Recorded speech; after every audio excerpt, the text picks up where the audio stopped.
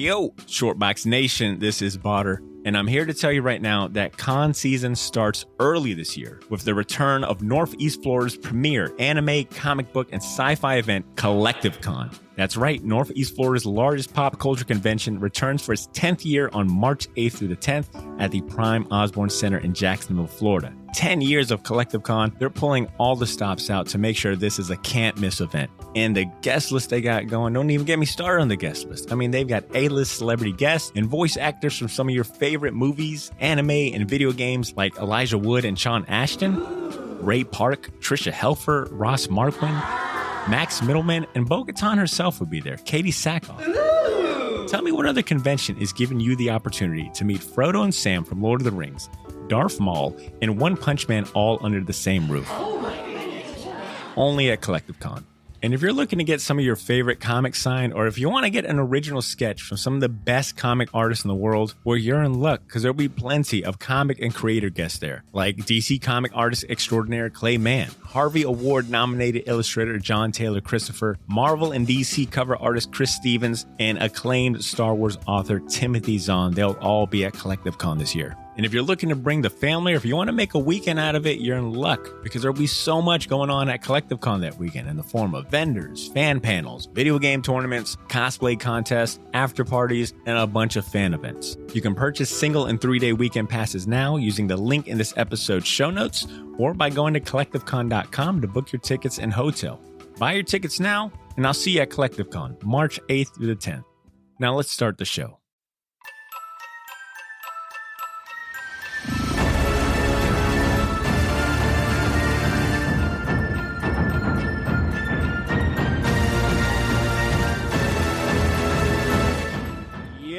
Shortbox Nation, welcome to a special bonus episode. You guessed it, all about the Loki TV series. I know we've already dropped one bonus episode for you this week, but you know what? We're giving you another one because it was only right that we covered the finale of the latest Disney Plus series, considering that we've been pretty quiet about the Loki show after our Loki episode pretty 1. Low key about it. Ooh, as you can tell, Mr. Andrew Torres is here with me in the Shortbox studio with his what was that, like an A+ joke? One of your A+ jokes? Yeah, definitely.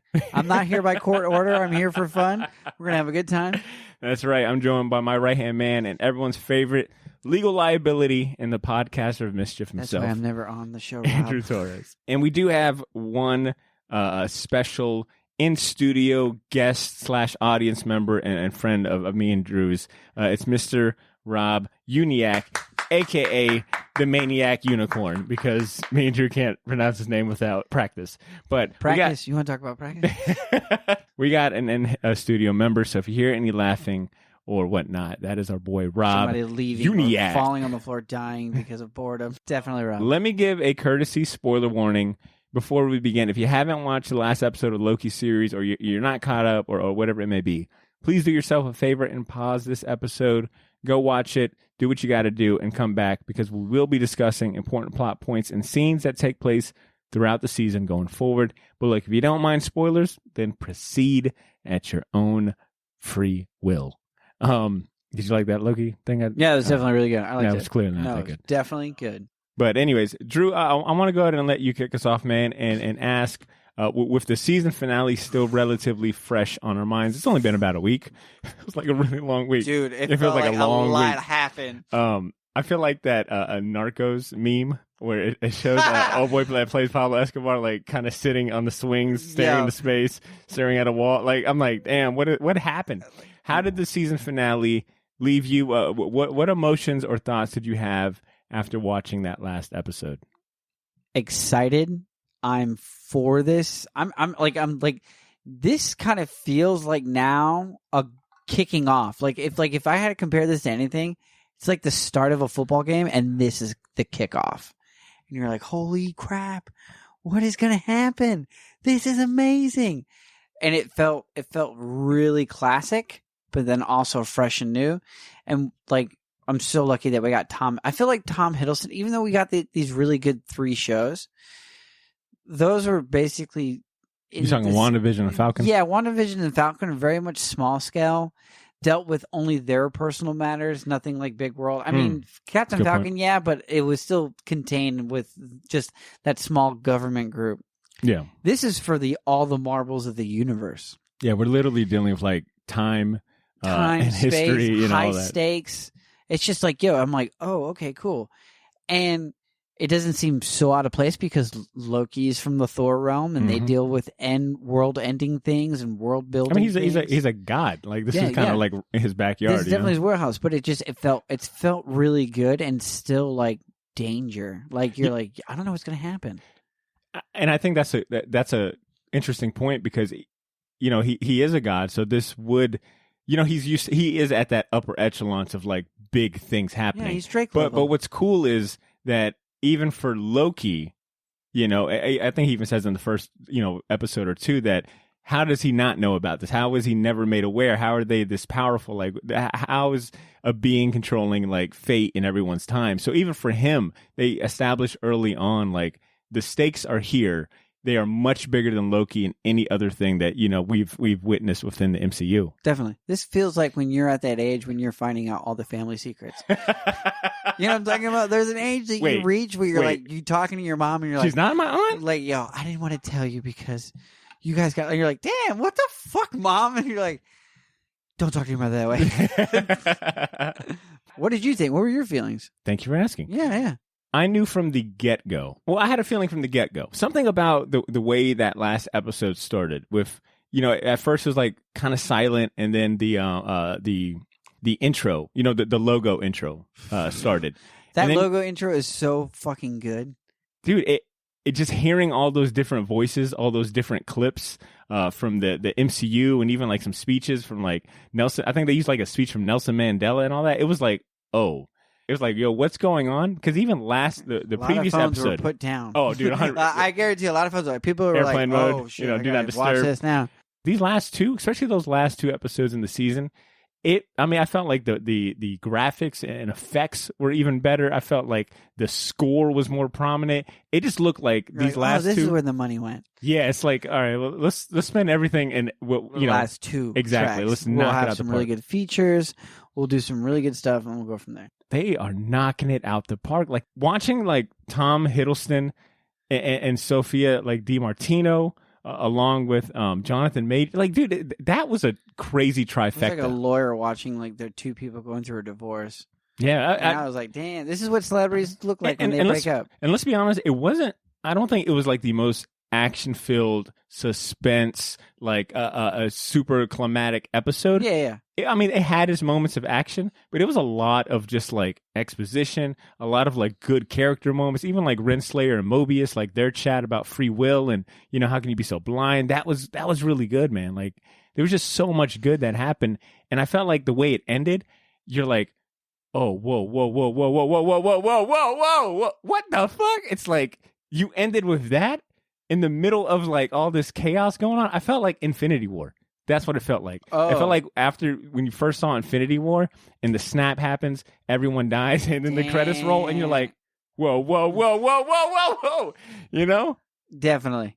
Well, that was a good. Damn, I love that perfectly. Like that's a perfect analogy. Because I will say, I felt like that last episode was like the official goodbye to the last 13 years of the MCU. It was like we gave you all of this. Now we're going to take that and we're going to kind of treat it like a Rubik's Cube. We're just going to shuffle the hell out of it to where it's not recognizable anymore. I think going forward, I mean, yeah, it'll still feel like I'm sure it'll have like those MCU components, but I think story-wise, look-wise, the characters we're about to dive into, the possible stories and like the themes, I think it's going to feel like a different MCU. Yo, we're definitely going to have like, people are going to be like, do you know what diversity is? And you're like, yo, phase 4 and 5 of Marvel. You want to talk about diversity? Now one white superhero. Like, I'm telling you right now, all that. Seen, we got like, whoa. What if? Like, let me say, what if? Diversity. It sounds like we both were pretty floored by the season finale. I think finale. we were pretty just lackluster. We were like, all right, whatever. But it sounds like we were both pretty floored and impressed with the season finale. Let's think about it. Let's zoom out for a minute and look at it from like a macro level. Yeah. What would you say are some of your favorite moments from the entire season? And can you pinpoint your favorite episode?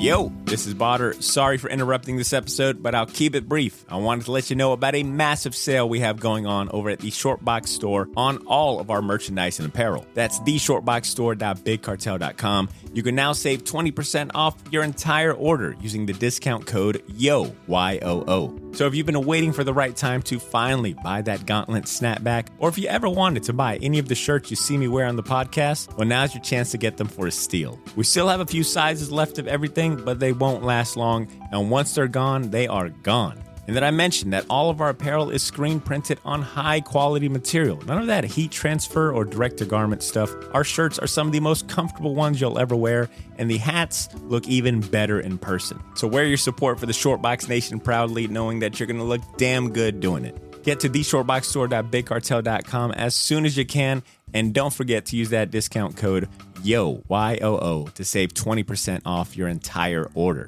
All of this information can be found in this episode's show notes if you want to get there faster. Thanks for not pressing fast forward. Now back to the show.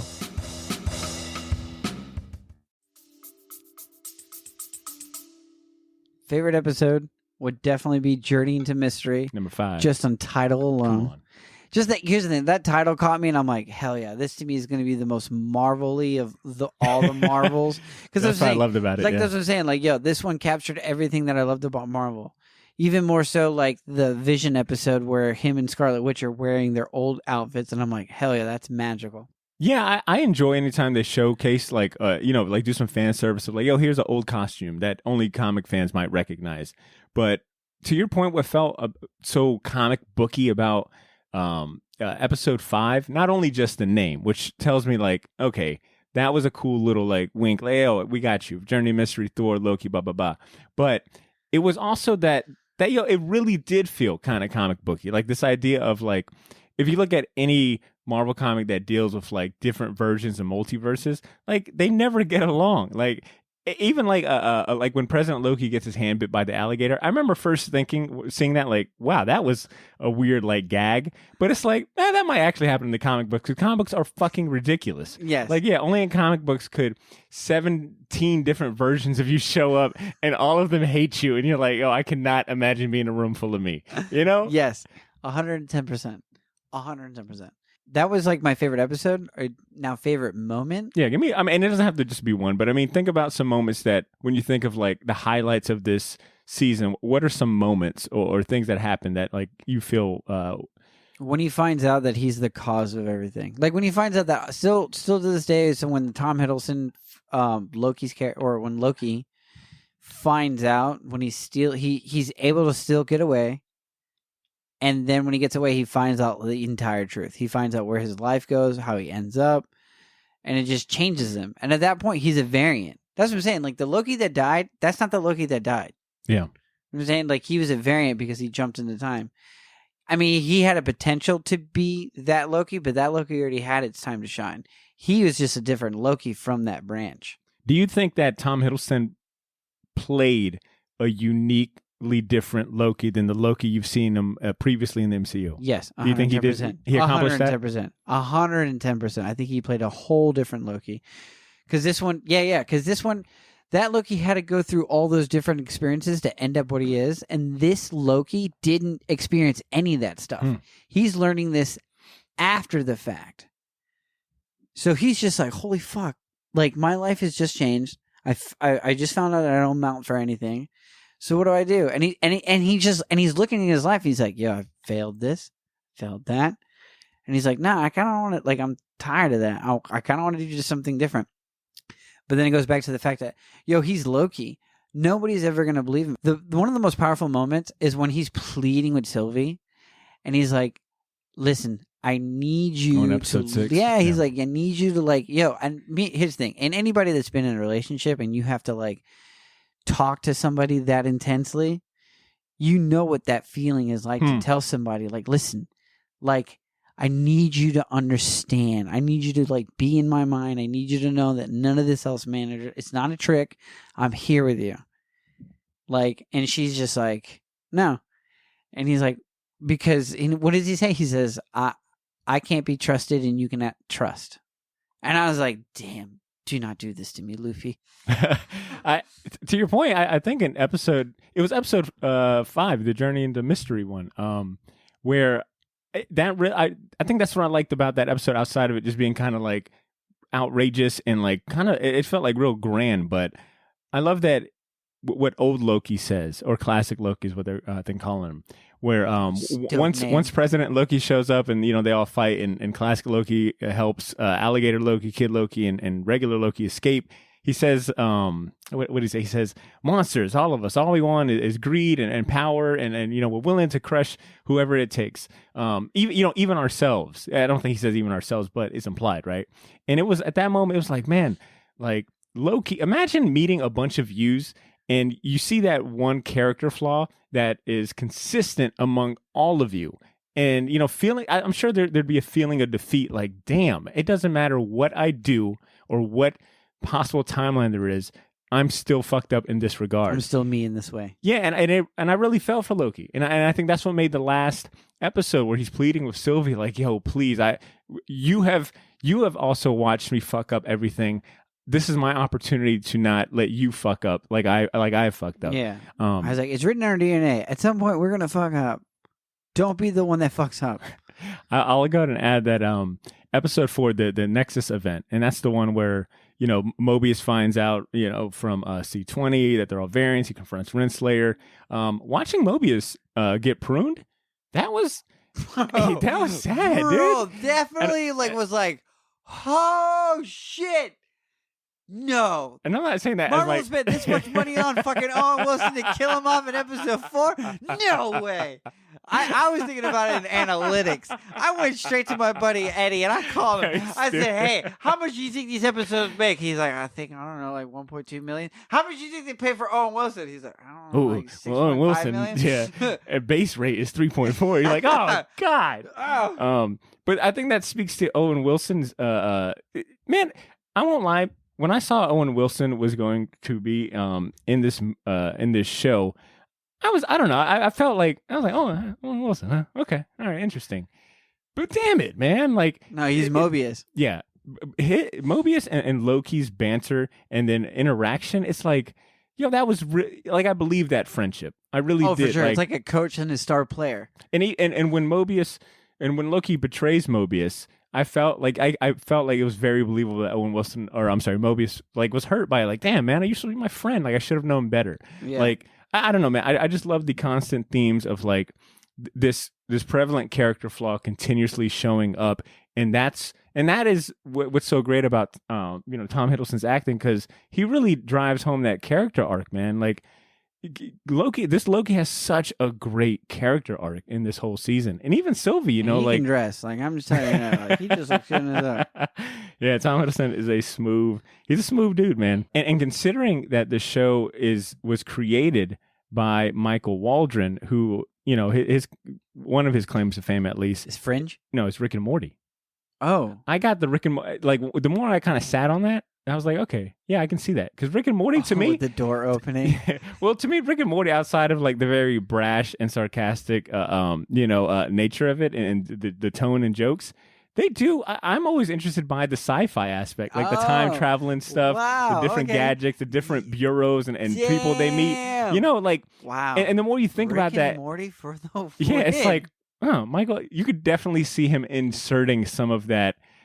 thought process that he'd probably have for Rick and Morty to Loki, and then just making it like, well, yeah, we're just making it serious. Like, we're doing what I would kind of maybe playfully do in Rick and Morty and introducing these themes here, and just, I don't know if you know, but the first 2 seasons of Rick and Morty are definitely pretty serious. Like, some of the stuff you're like, dang. All right.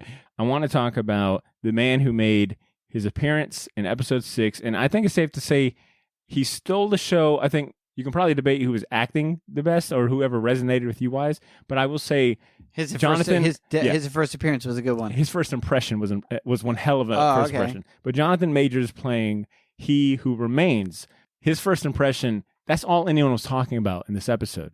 The amount of folks who were asking about Kang, I've never seen the fucking name Kang the Conqueror pop up in more articles or mentions or tweets or social media. Look where we're at right now. It's like, just take a look.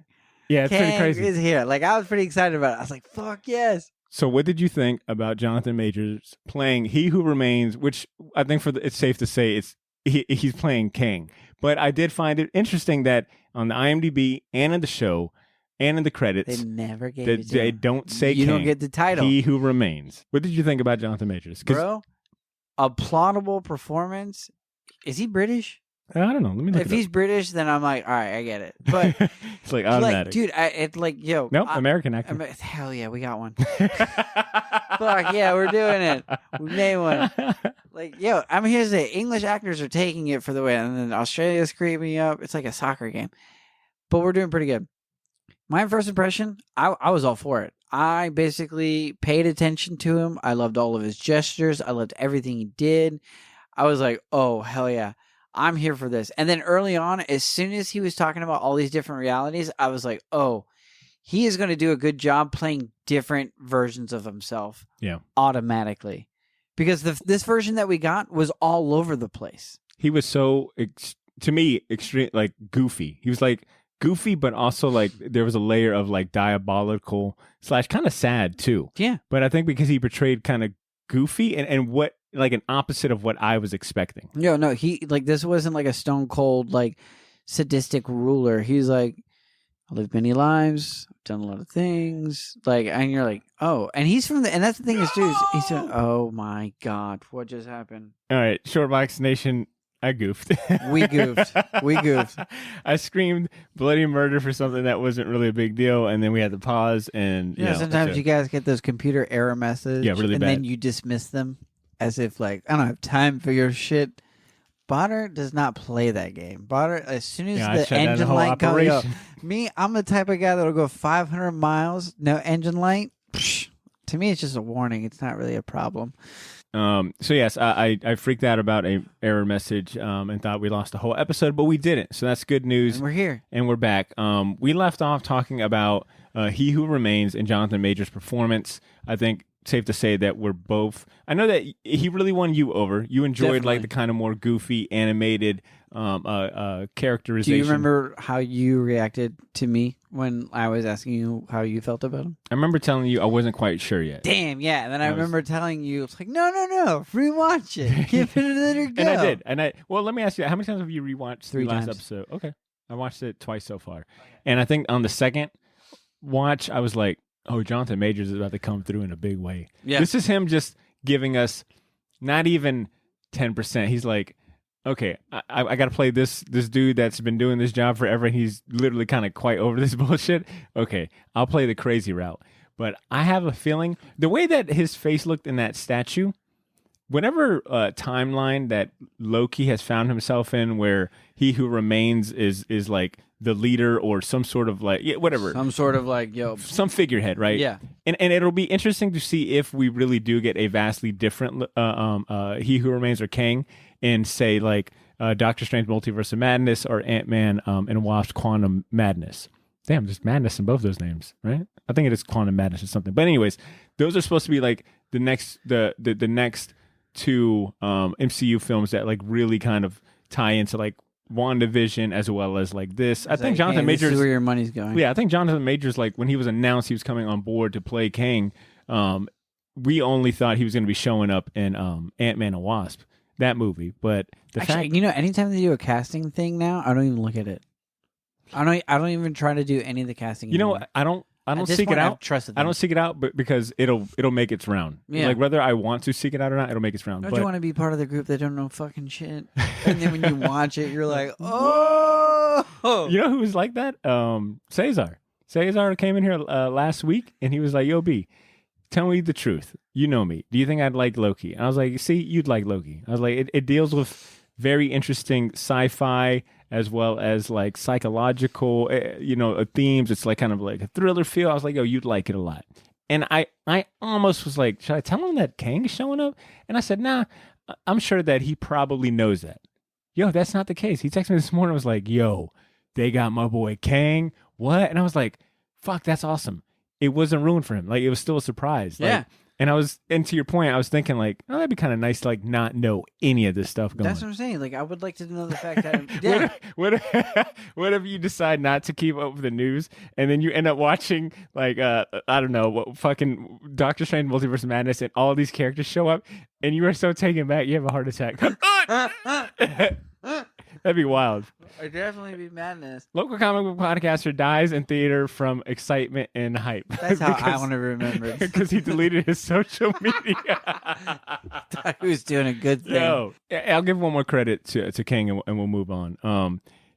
I think that was a good look in the sense of it kind of gives these Disney Plus series more weight, because that was something about WandaVision that I think a lot of people were disappointed in, was that, you know, it didn't include, you know, Mephisto or any of the other like big villains they were thinking about, or other actors. Because I mean, you remember Paul Bettany was saying that, you know, a big actor or someone he really wanted to work with was going to be on the show, and then everyone was disappointed that it was just himself, et cetera, et cetera. I think, which is a really funny troll when you think back on it. But the fact that they decided to throw Jonathan Majors as Kang, and this was his first appearance, not Ant-Man and Wasp like we all thought it was. The fact that he shows up in this, I think it was kind of like a mic drop moment where it's like, oh shit, what other...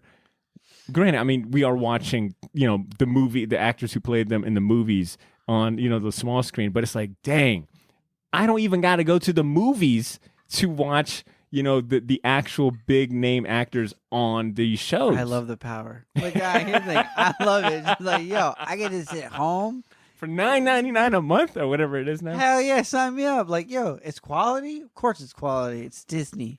What do you think about some of the things that happened in the last episode that they didn't quite resolve as far as like big plot points? And if you need a refresher, or anyone needs a refresher in this short week, the episode ends with Loki still in the TVA headquarters from Mobius 100B15. No, a new one. A new one. Very good delineation. Sylvie is still in the Citadel at the end of time, having freshly slain who here remains. And the TVA is under new management. Ravonna Renslayer goes off into someplace. What are your thoughts? Any guesses, best predictions, etc.? I have no idea what's going to go on. Also, at the same time, here's the thing, because like I don't know where Loki's going to end up. At the same time, like I'm pretty stoked on the fact that I'm like, dude, I don't know if he's going to be in Thor, God and Thunder, or Love and Thunder. Yeah, Love and Thunder. Love and Thunder. Like, I don't even know if he's in there. Like, I haven't even checked any of the casting. But I don't want to know, because I just want to go in and watch everything. So it's definitely like, yo, what is happening? I just, like, I'm in it for the ride. At this point, I don't know what they're going to do. I don't know what timeline they have. At this point, I'm there with the new fans. I just know some backstory with the characters, but I'm here for all this. My best guesses, I think Ravonna Renslayer, because she ends up, her last statements to Mobius was like, I'm gonna go find free will. But previously in that same conversation, she says the only person that's got free will is the one who created all of this, who would be he who remains. And we know that Miss Minutes ends up giving her information into her temp pad that I think you're led to believe that he who remains is feeding her. Well, I mean, it makes sense. Yeah. So if you look at her relationship with Kang in the comic books, you know, she is Kang's lover. They have a relationship in the comic books. She does end up like, you know, following him in the comic books. Wow. And then eventually even like fighting against him by like taking over his certain kingdoms. Damn, I didn't know this. Thank you so much. Now I get to watch this knowing that this is going to happen. Well, it leads me, if I'm to base my predictions on that, I think she's probably in search of He Who Remains, or He Who Remains probably knew that, you know, Sylvie is going to kill me. I got to get a backup plan, because you know that's just the type of, I feel like action. I haven't seen that a time traveler would do. Yeah, exactly. That's some bullshit you would do. Travel back in time, save yourself so you don't really die, but you do die.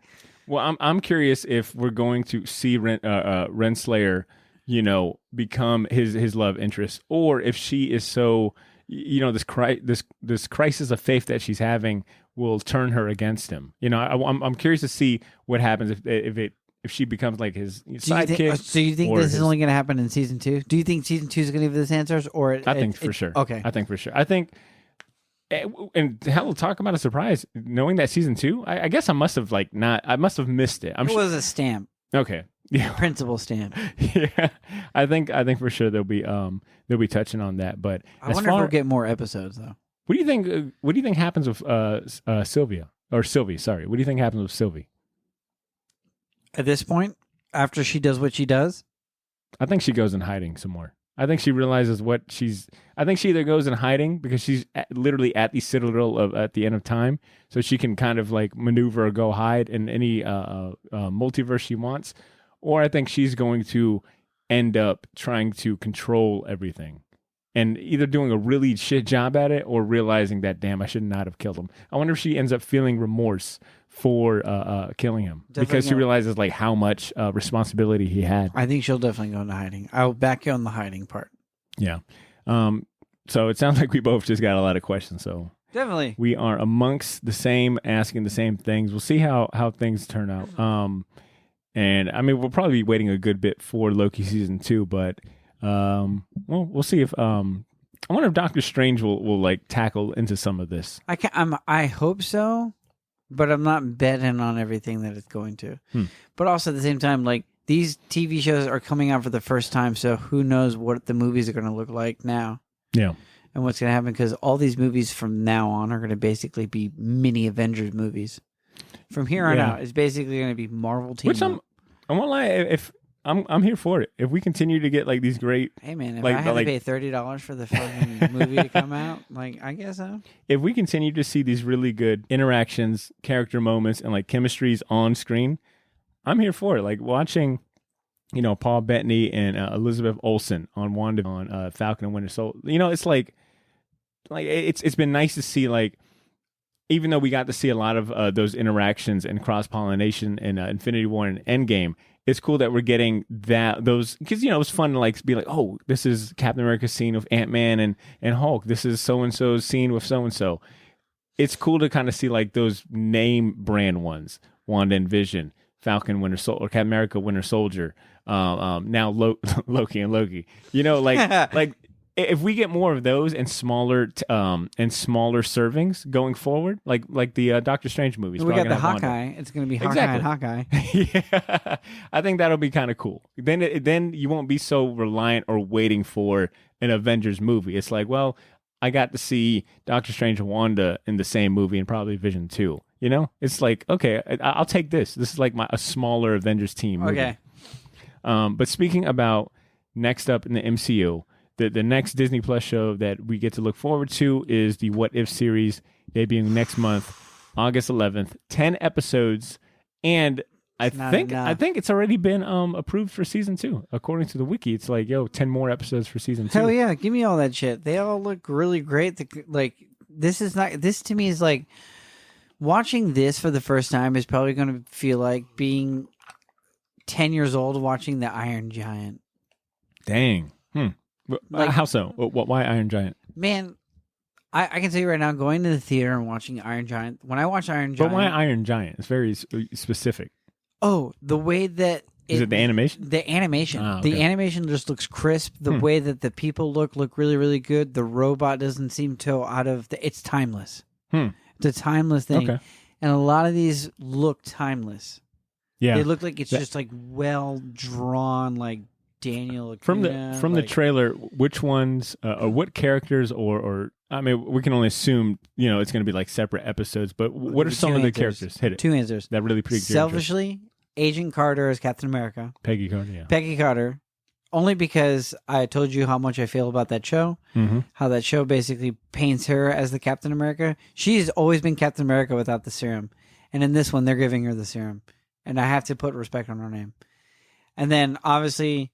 Star-Lord is a character I love, but it's King T'Challa as Star-Lord. So I want to I love when they do fusions. Like when they do what ifs or whatever, and it's like 2 characters that I like.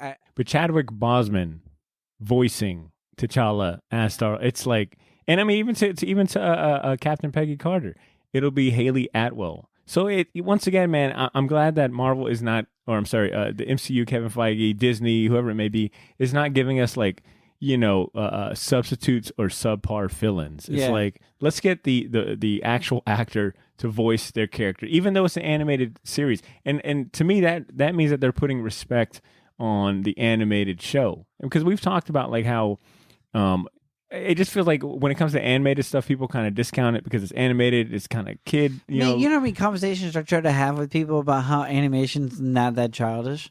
Like I talk to a lot of people that watch movies, and then I try to talk to them about animated TV shows, and it's like, no, that's too childish. I'm like, are you kidding me right now? Yeah, it's like, yo, just watch it for the story. Yeah.